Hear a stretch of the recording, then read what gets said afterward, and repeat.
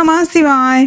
शिव पुराण श्री रुद्र संहिता पंचम युद्ध खंड 36वां अध्याय देव दानव युद्ध।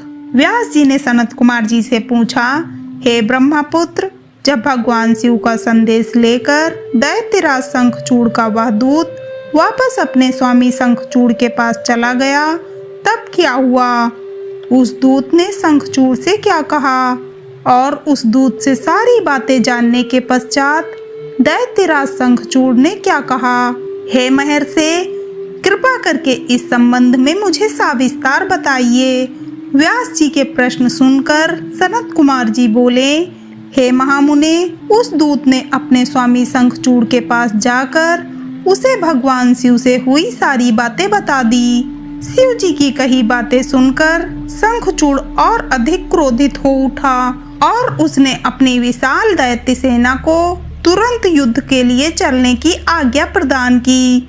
दूसरी ओर भगवान शिव ने भी अपने गणों और देवताओं को युद्ध भूमि की ओर प्रस्थान करने के लिए कहा।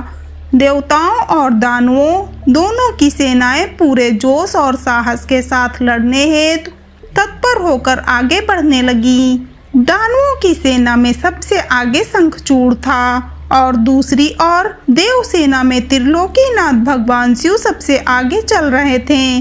दोनों सेनाएं अपने स्वामियों के जय घोष के साथ आगे बढ़ रही थी। उस समय चारों ओर रणभेरियां बजने लगी थीं। कुछ ही समय पश्चात देवता और दैत्य आमने सामने थे।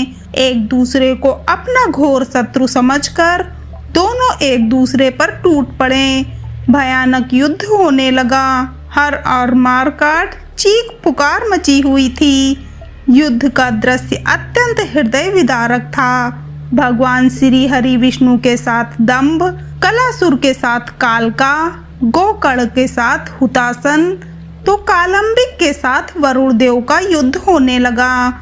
सब युद्ध में मग्न थे, परंतु भगवान शिव तथा देवी भद्रकाली अभी तक ऐसे ही बैठे थे। उन्होंने युद्ध करना शुरू नहीं किया था। उधर दैत्यराज शंखचूड़ भी युद्ध का दृश्य देख रहा था। उस समय युद्ध अपने चरम पर था। दोनों सेनाएं घमासान युद्ध कर रही थीं। सभी बड़ी वीरता से लड़ रहे थे और युद्ध में अनेक प्रकार के आयुधों का प्रयोग कर रहे थे। कुछ ही देर में पृथ्वी कटे मरे और घायल योद्धाओं से पट गई। हर हर महादेव।